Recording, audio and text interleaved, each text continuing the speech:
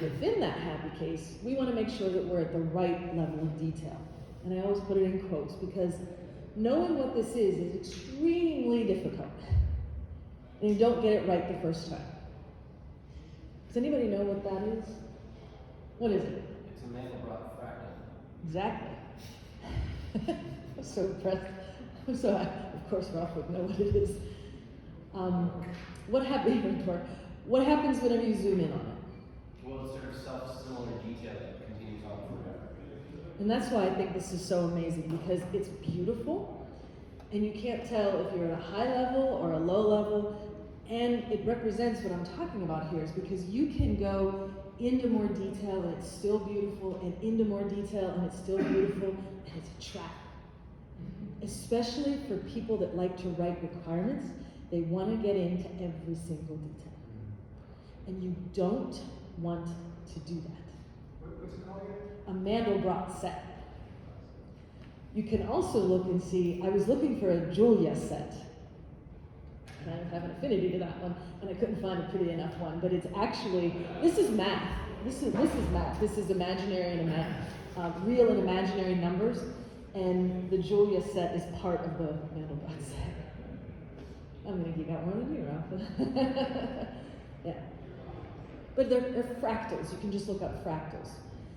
And going into more and more and more detail can make you feel like you are learning more and more and more and more.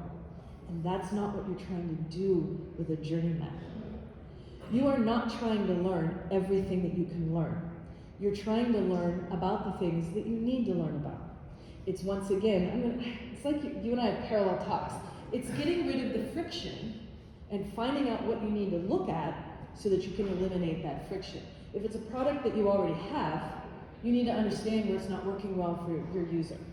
If it's a product that you're going to develop, you have to figure out what problem you're going to solve for them so that you're not building something that nobody cares about, so that you're not solving a non-existent problem or creating problems.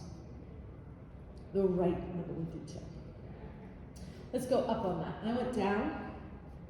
Sometimes you can be so high level, there's no value.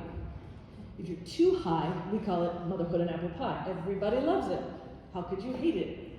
You can't see anything, there's not enough substance to it. So a lot of times we have multiple levels that we look at. We want to have this middle layer that gives us enough information that we can talk to users about it. We have a higher level of detail so that we have a quick way of saying, in the setup, in the use, maybe there's 3 sets in the use and the ending of it or the decommissioning of it, just so that you can easily navigate in language in a conversation of what part you're talking about. And then you might have some of that lower level detail for a specific area where it's needed. Okay? But the whole key to that is making sure that you're managing the level of detail. Sometimes it's a lot more than you want it to be because it is that complicated or there are that many problems. Sometimes something very small without a lot of steps can have a lot of value for